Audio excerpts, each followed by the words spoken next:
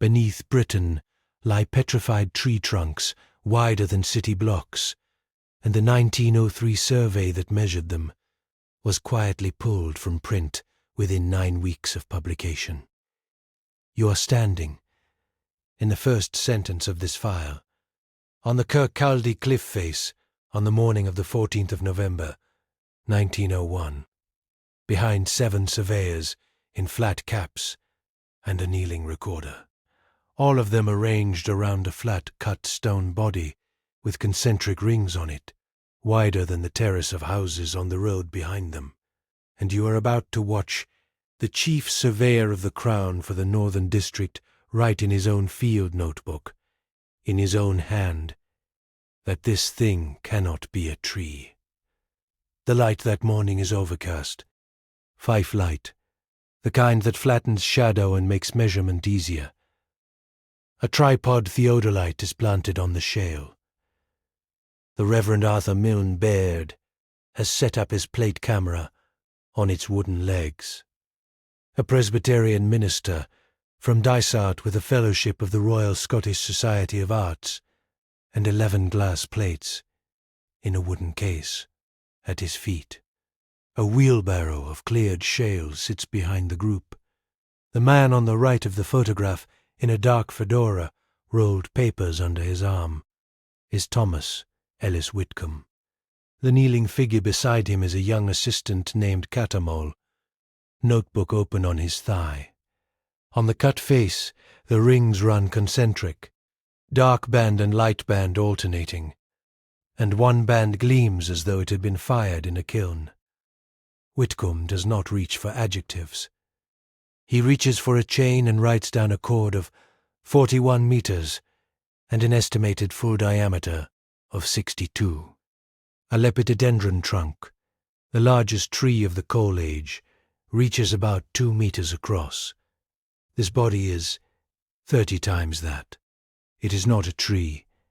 You do not need to take my word for that, and you should not.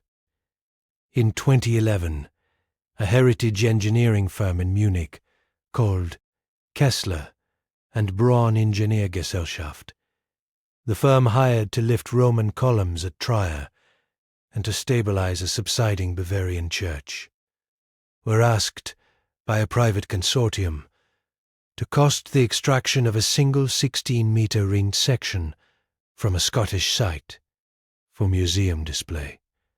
Their reply was 1 paragraph. The operative sentence read aloud is this: "No crane rated in Europe can undertake this lift. We are unable to quote." They withdrew.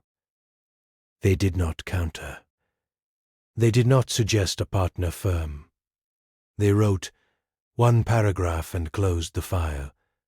They do not know what it is. They only know it is not a tree. The publication carrying Whitcomb's measurements went to press in February 1903. An official memoir of His Majesty's Geological Survey covering the Carboniferous exposures of the Firth of Forth. By April 1903, every copy the survey could reach had been pulped. A reset edition was reissued in October of that year, with 14 plates missing between plate 7 and plate 21, and with the page numbering skipping from 44 to 73 without a marginal note to explain the gap. You can still buy a reset copy at auction. The gap in the numbering is the thing the auctioneer does not mention. You were not meant to be looking at that photograph. If you have ever wondered what a state pulls from print, and why this is the file the Crown closed, and if you want the rest of them as I open them, subscribe once, and then let me carry on. If you are the kind of person the phrase quietly pulled from print pulled in, you already know the first thing I have to do is stop you from dismissing what follows. So let me voice your own skepticism back at you. Carboniferous Britain, roughly 320 million years ago, was equatorial swamp forest, and lepidodendron trunks, up to 2 meters across, are common in the coal measures. And you can walk into the Hunterian in Glasgow this afternoon and stand beside one. That is the background, in 2 sentences, and it is not the story. The story is that the ringed bodies Whitcomb measured are not 2 meters. They are between 38 and 91. Whitcomb himself is not a fantasist. His Majesty's Geological Survey, Northern District, Chief Surveyor from 1901 to 1907, trained under the programme Archibald Geikie built, his signature on the Ordnance Geological sheets for East Lothian and Fife, that are still the base maps for the region. He kept a personal field notebook in green cloth. His marginal note, "Cannot be a tree," is the document this whole file turns on. He is not the man to invent an anomaly. He is the man the Crown paid to measure the ground. Baird, the minister with the plate camera, is not a fantasist either. Presbyterian minister at Dysart, Fellow of the Royal Scottish Society of Arts, and the 2 plates of his that survive, catalogued at the National Library of Scotland under the references NLS BI 1901-07 and NLS BI 1901-09, are datable by the emulsion. They are physical objects on shelves in Edinburgh. I am not asking you to trust me. I am asking you to trust a minister with a plate camera and a chief surveyor with a theodolite. If you are a botanist, and you are already halfway to the comment box shouting, "Giant club moss," "compressed root system," "concretion," Whitcomb is ahead of you.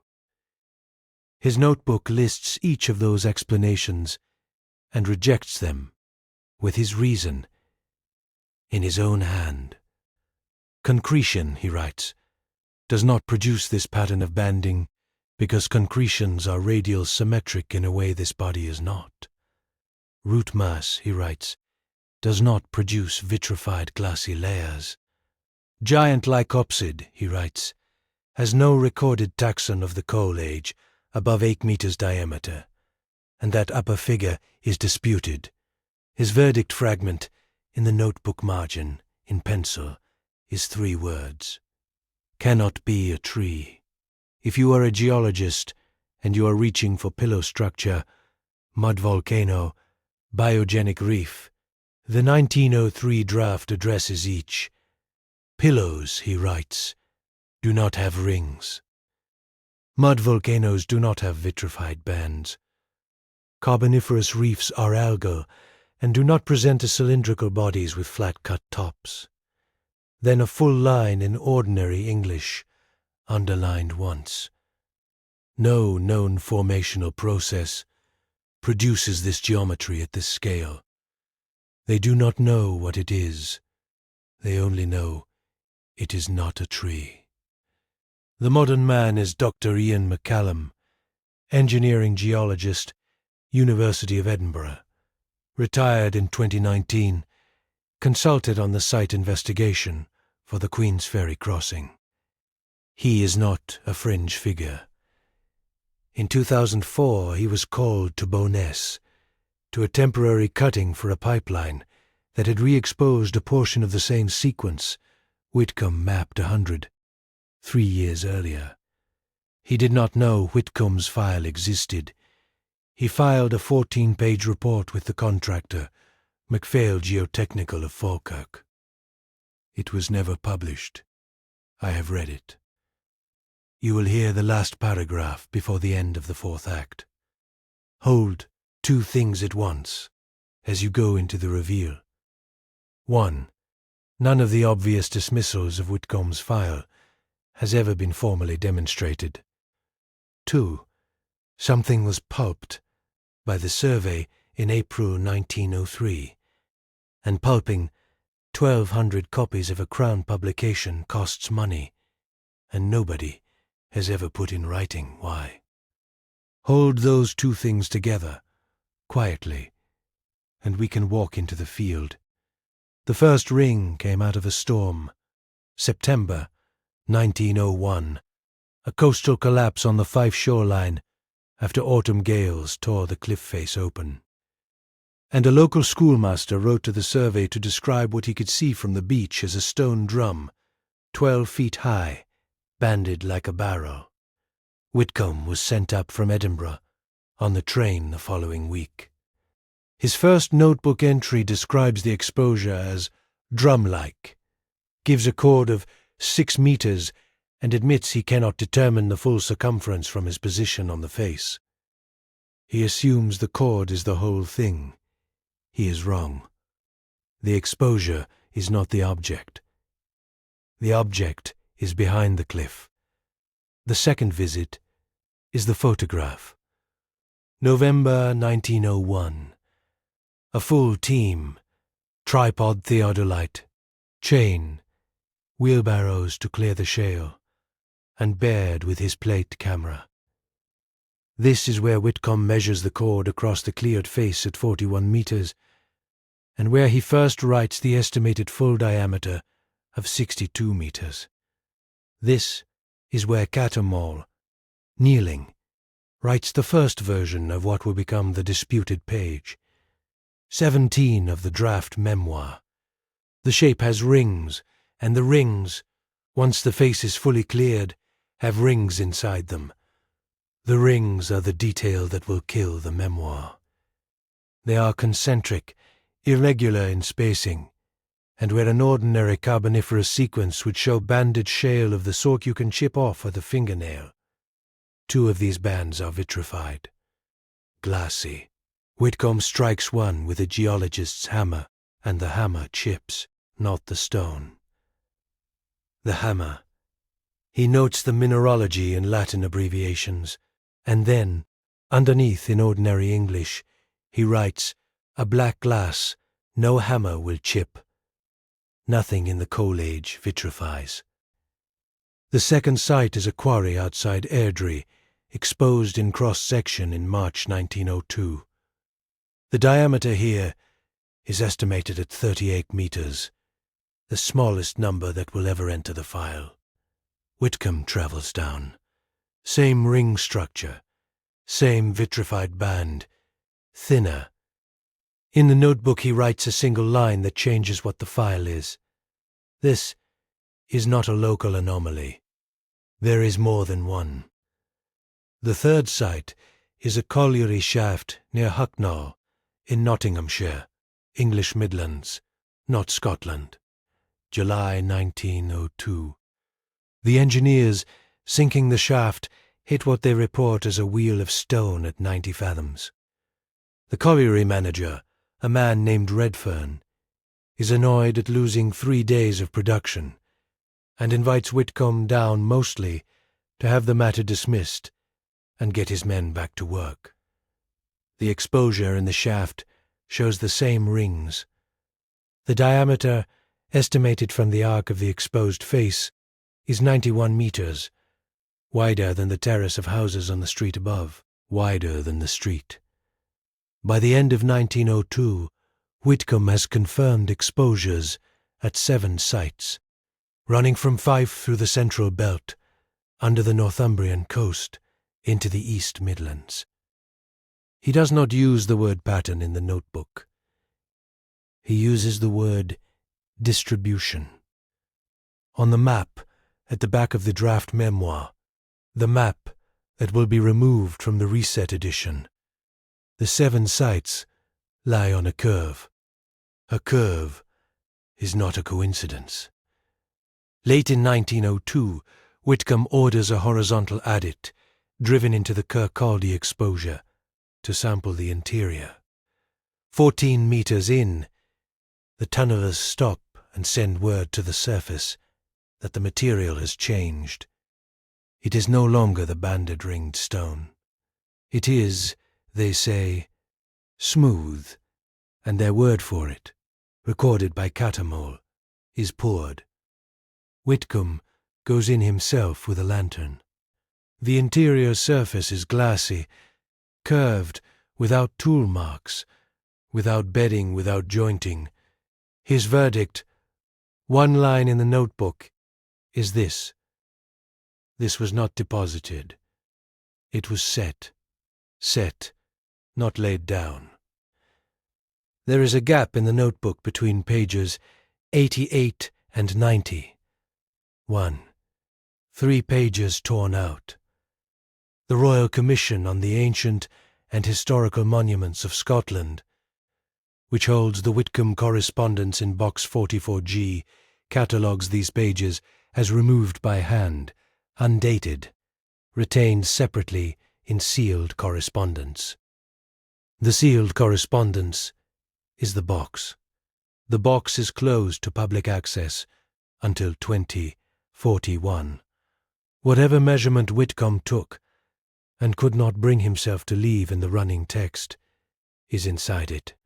On page 92, where the notebook resumes, he writes in the left margin, in pencil, in a hand that is smaller than his usual hand, 4 words. God help me. Older. No object. Older than what? He does not say.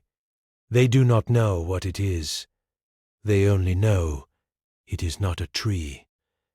If you are still with me, you have watched a crown surveyor measure his way, in stages, from a stone drum on a Fife beach, to God help me, older, in his own private hand, in his own private book. Not one of those words is mine. Every word is his, and within 5 months of him writing them, the memoir carrying his measurements is going to be pulped by his own employer. The corroboration begins with the photographs. Reverend Baird exposed 11 glass plates on the Kirkcaldy face in November 1901, of which 2 survive at the National Library of Scotland. Plate 7 is the image the thumbnail draws from, the ringed face and the men in flat caps. Plate 9 is the one you have not seen. It shows the interior of the adit, the curved glassy wall lit by a lantern held by a surveyor whose face is turned away from the camera so that the plate would not indict him personally. The other 9 plates were loaned to His Majesty's Geological Survey in January 1903. The loan receipt exists in the library's accession file. The return receipt does not. 9 plates entered London. None came back. Baird's fate is quiet and terrible, in the way careful institutional destruction always is. He continued at Dysart until 1912, when he lost his living in a dispute the Presbytery minutes describe as unbecoming interest in geological curiosities, inconsistent with pastoral duty. He was not given another parish. He died in Edinburgh in 1918, in what the record calls reduced circumstances. The minister lost his pulpit for the photographs. The next witness is McCallum at Bowness in 2004. The pipeline cutting east of Bowness went through a carboniferous sequence and, for 11 weeks, re-exposed a portion of what appears to be one of the same bodies. McCallum was called because the contractor needed a ground stability assessment before the trench went any deeper. He was not looking for Whitcomb. He found the rings anyway. He attempted a 2.4-meter core into the exposed face with a standard diamond bit. At 1.8 meters, the bit refused. He replaced it. The second bit refused at the same depth. He replaced it again with a heavier grade. The third bit chipped. In his report he writes, and I quote, "The material at 1.8 meters is not sedimentary rock as classified. Hardness exceeds field portable equipment." He sends fragments for petrographic analysis at Edinburgh, and the analysis identifies a silica glass phase inconsistent with any known carboniferous faces. No bit that will hold. The last paragraph of his report, 14 pages in, is the sentence that puts him in the same file as Whitcomb. He writes, verbatim as I have it, The exposure at grid reference NS998681554 presents a geometry, mineralogy, and hardness profile for which I have no accepted geological explanation. I recommend the cutting be backfilled and the site not be developed. I make no claim as to origin. He signs it. He does not append his university title. He took his university off the page. 11 weeks after exposure, the cutting was backfilled, ahead of schedule, and the pipeline was rerouted at an additional cost of £1.4 million. Nowhere in the publicly available project documentation is the reroute explained. Someone paid £1.4 million to bury it, and the paperwork for why is either absent or held under commercial confidentiality that has never been challenged. Then, in 2011, the private consortium approached Kessler and Braun in Munich to cost the lift of a 16-meter ringed section. This is the firm that has moved objects other firms cannot. Their one-paragraph withdrawal is the third independent voice in the file. The crane does not exist. Hold these 4 witnesses in your hand together, because this is where the file becomes something other than a curiosity. A Crown surveyor in 1902 writes that the interior was set, not laid down. A minister's surviving plate shows a glassy interior wall no tool has touched. An engineering geologist in 2004 writes that his diamond bit will not hold, and takes his university off the page. A German heritage firm in 2011 writes that no crane rated in Europe will lift a section of it. 4 independent witnesses, at the outside edges more than a century apart, and the same shape of sentence in every one of their files. We cannot. They do not know what it is. They only know it is not a tree, and they cannot lift it, cannot drill it, and cannot photograph it without the plates going missing. Whatever this is, it is not a misidentification. Something is under Britain that the people paid to explain it cannot explain, and cannot move. Now, the paperwork. In February 1903, the survey printed the memoir on the Carboniferous exposures of the Firth of Forth, first edition, 1,200 copies, with 14 plates between plate 7 and plate 20 carrying Whitcomb's ringed body survey. In April 1903, an internal minute of 1 page, held at the National Archives at Kew, under the reference GS Pub, 1903-17, orders the entire run pulped. The minute is signed. The signature is illegible and has never been formally identified. The reason given, in a single word, is reformatting. You do not pulp 1,200 copies of a Crown publication for reformatting. The reset edition, October 1903, has the same title and the same author list. 14 plates are missing. The page numbering skips from 44 to 73, with no marginal note. The text referring to the ringed bodies is replaced by 2 paragraphs on unusually large lycopsid remains. The word vitrified does not appear anywhere in the reset edition. The map at the back of the pulped edition, the map on which the 7 sites formed a curve, is replaced by a smaller map showing only the 2 smallest exposures, labelled as concretionary features. The reset edition is not a correction. It is a redaction. Whitcomb himself was quietly retired in 1907, aged 52, on a full pension plus what the departmental account book calls a supplementary emolument from an unspecified fund. The supplementary is paid to him every quarter until his death in 1924. His obituary in the Scotsman is 9 lines long. It mentions the ordnance sheets. It does not mention the memoir. They paid him to be quiet, and he was. Catamol, the kneeling recorder, aged 26 in 1901, leaves the survey in the spring of 1903, immediately before the pulping. He emigrates to New Zealand.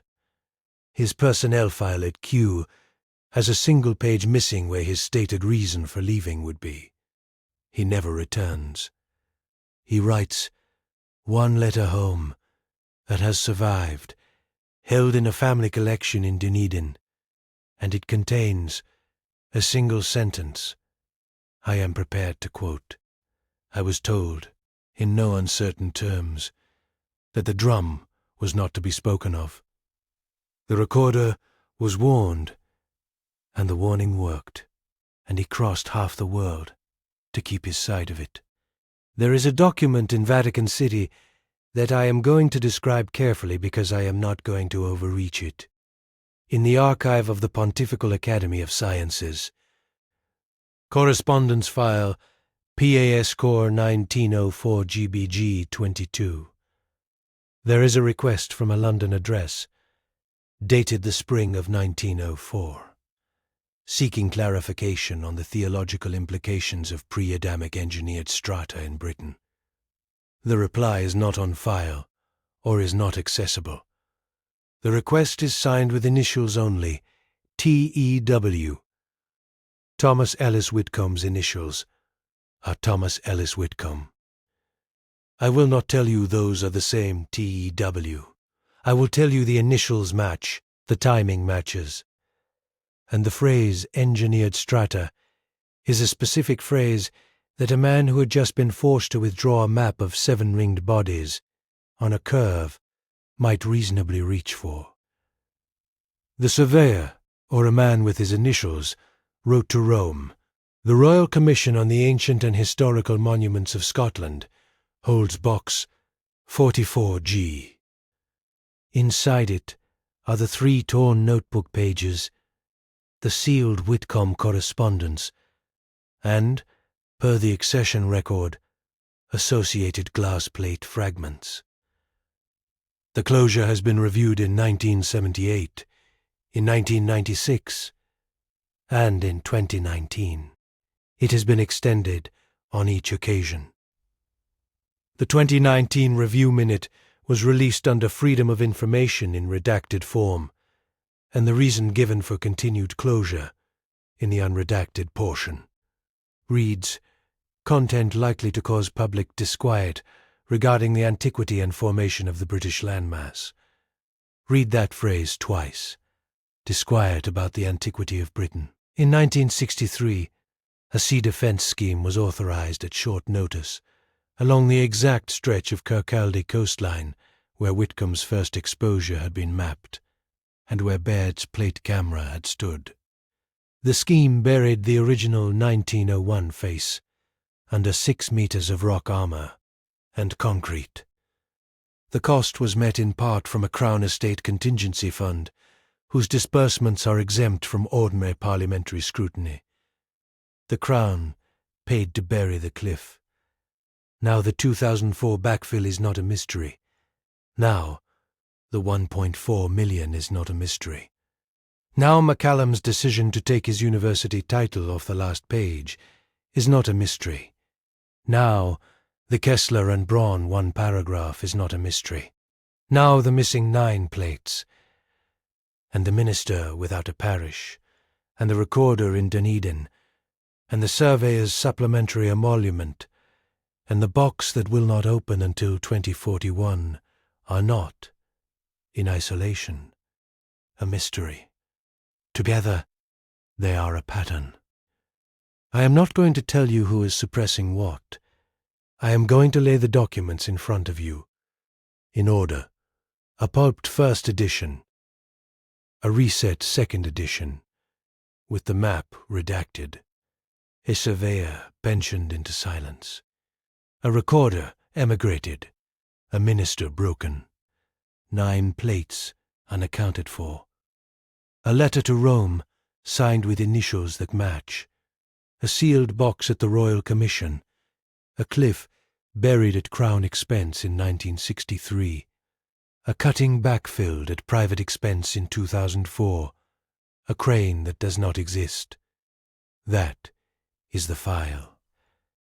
What you decide it means is your business, but the pattern of a state paying, decade after decade, to keep a shape in the ground unseen is not my adjective. That is the paperwork. They do not know what it is. They only know it is not a tree, and they will spend whatever it takes to keep you from asking what it is instead.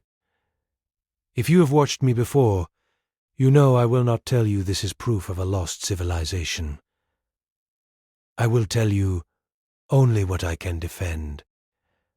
That the ringed bodies under Britain are not the only object in Europe that a modern engineering firm has looked at, filed a one-paragraph withdrawal on, and walked away from.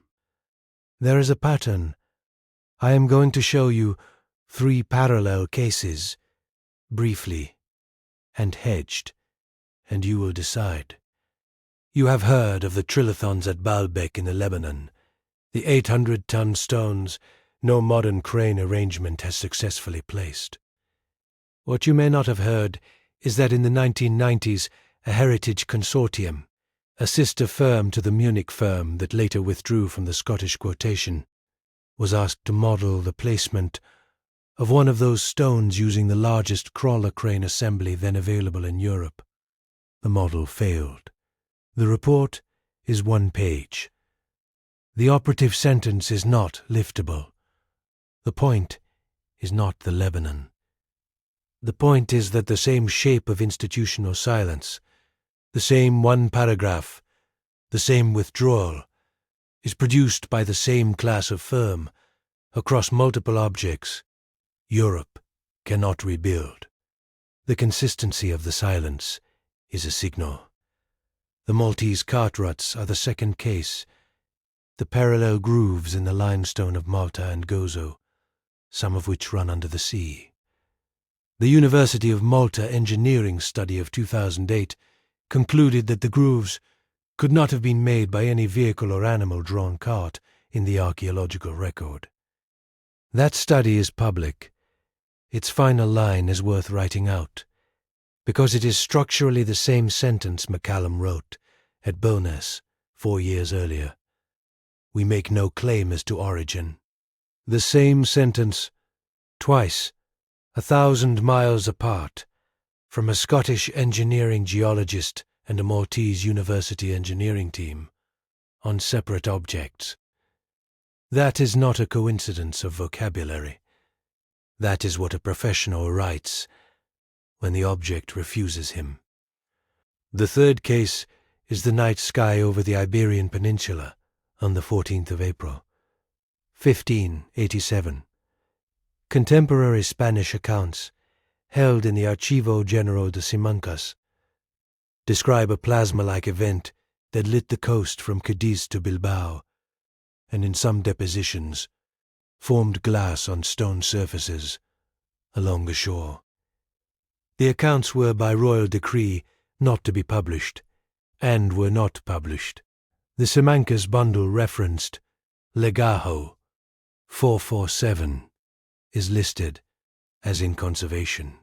It has been in conservation since 1972, 53 years. That is a specific administrative status. It does not mean lost. It means indefinitely unavailable. Whether the glass on stone along the Iberian coast in 1587 has any relation to the vitrified bands in Whitcomb's rings under Fife, I will not say. I will say that both cases contain the same rare descriptor, glass forming on stone, and that both files are, at present, closed. The fourth case I will only touch because I am building it into its own file.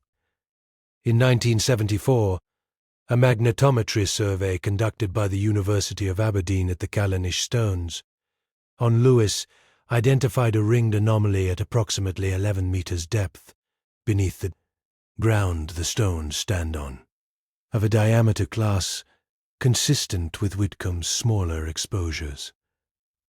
The results were not published in the primary literature.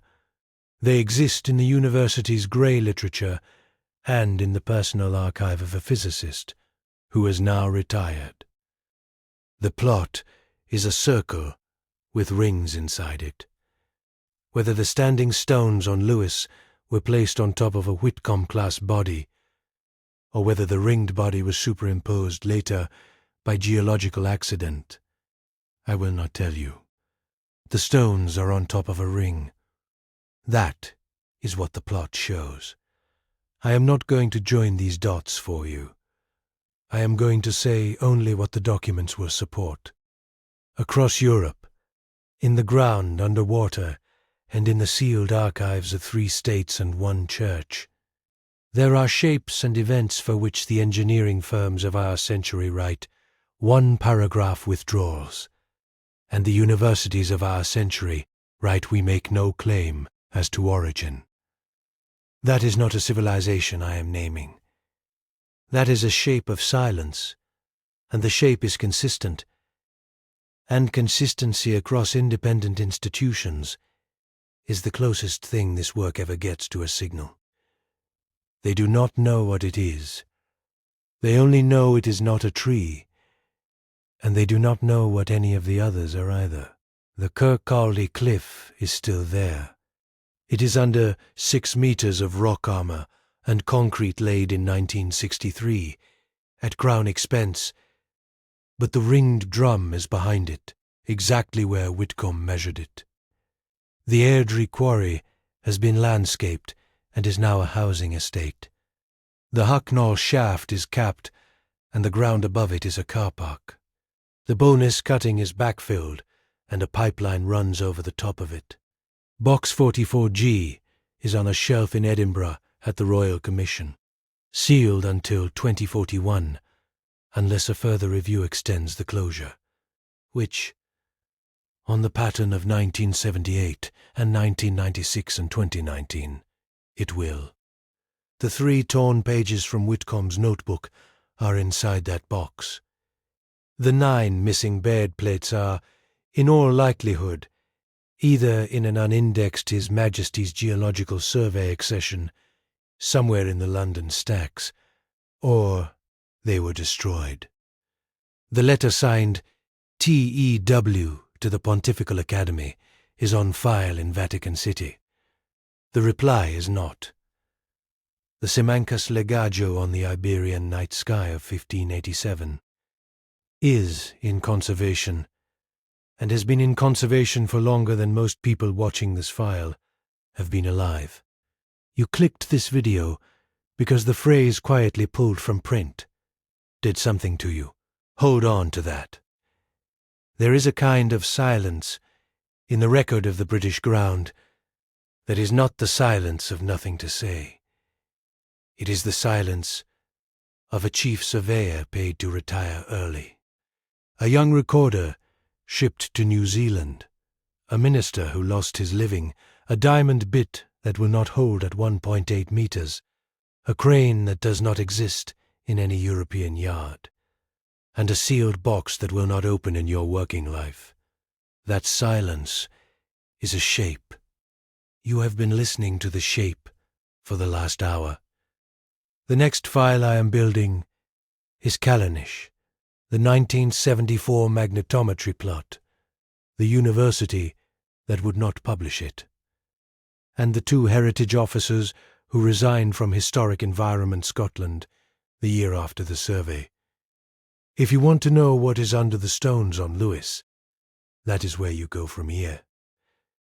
2 questions for the comments, and I read every one. 1. If you have ever worked in a British quarry, a coal seam, a pipeline cutting, or a coastal engineering project, and you have seen a ring in the rock nobody wanted to talk about on site, tell me where. 2. If you have ever seen a copy of the 1903 memoir on the Carboniferous exposures of the Firth of Forth, either the pulped first edition or the reset October edition in a university library, a private collection, or an auction catalogue. Tell me the shelf mark. I am compiling a list, and the list is short. I am the forensic archivist. I am only showing you the file. The file says they do not know what it is. They only know it is not a tree, and the rest is up to you.